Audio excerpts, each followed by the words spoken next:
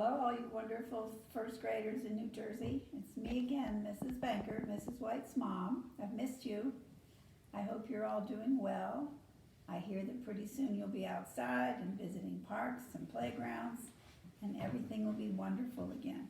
And summer's coming. That's even better. More good stuff. I'd like to read to you another book by one of my favorite authors, Leo Lionni. And this one is called An Extraordinary Egg. Now, extraordinary, you know that, means like amazing. So, I mean, look at this egg. Isn't that amazing egg? And notice Leo Lionni lived in a little town in Italy, and he liked small things. And all of his stories, almost all his stories are about small creatures, like mice and frogs. This one has an extra special character in it. And he also likes pebbles. There's always pebbles in his books everywhere. So watch for the little pebbles in there too. An Extraordinary Egg.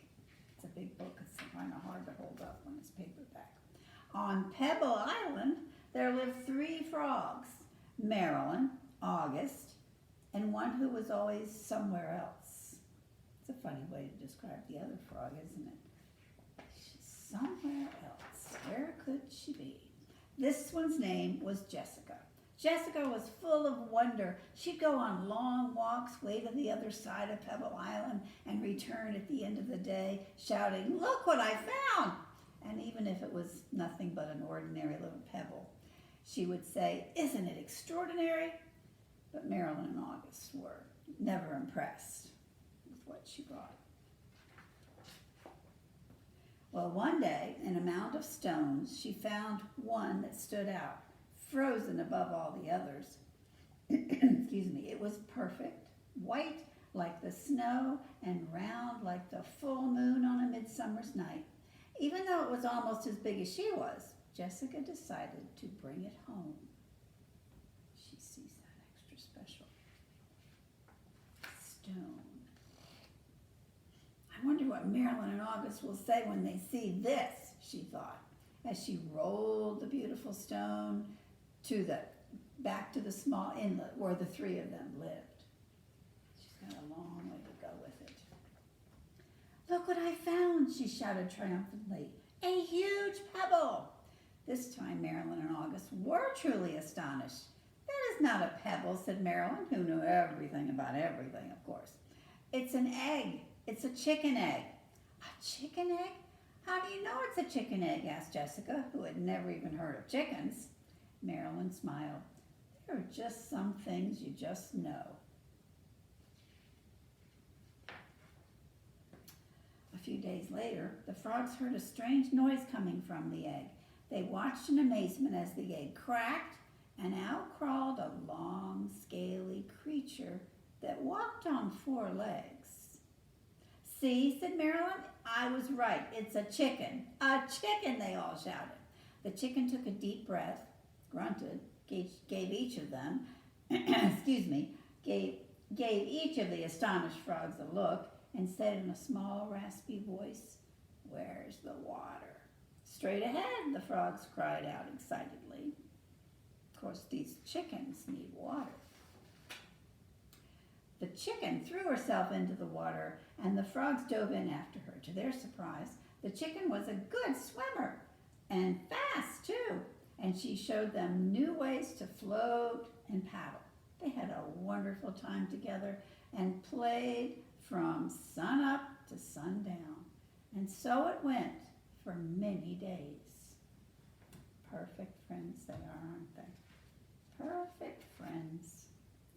Then one day, when Jessica was somewhere else, remember, August and Marilyn saw a commotion in the water below them. Someone was in trouble. Quickly, the chickens dove into the dark pool. August and Marilyn were frightened.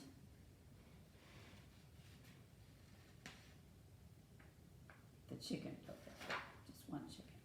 After a few long moments, the chicken reappeared carrying Jessica. "I'm all right," she called. "I got tangled in the weeds, but the chicken saved me."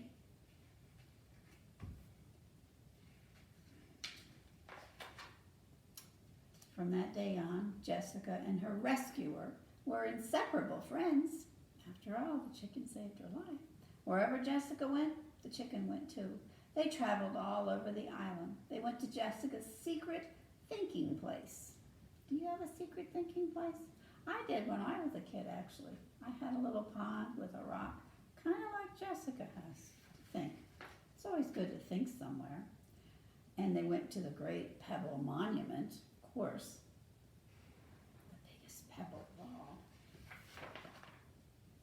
One day they went to a place where Jessica had never been before. A red and blue bird flew down from a tree. "Oh, there you are," it exclaimed when she saw the chicken. "Your mother has been looking all over for you. Come, I'll take you to her."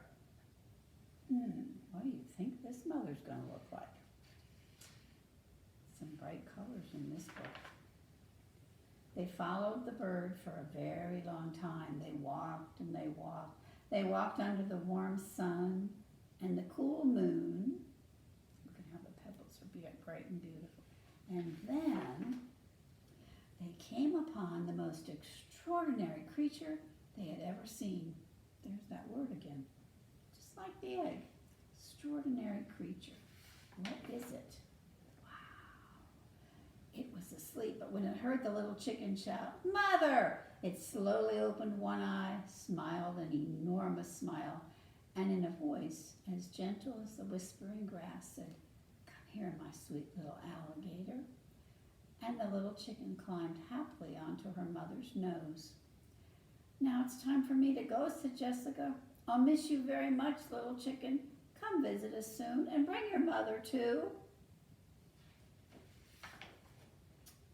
Jessica couldn't wait to tell Marilyn and August what had happened.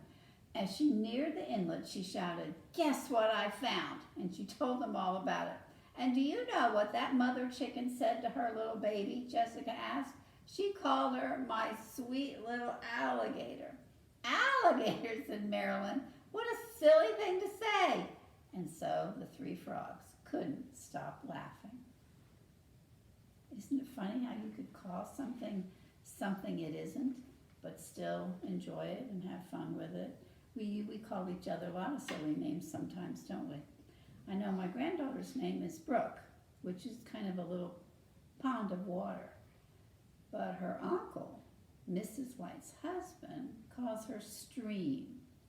Do you get it? And she laughs and she loves it because she knows how much he loves her and he likes to play with her name. So it's fun. So I hope you keep having fun and keep reading lots of books and stay in touch with Mrs. White. She misses you and loves to hear from you. You all take care.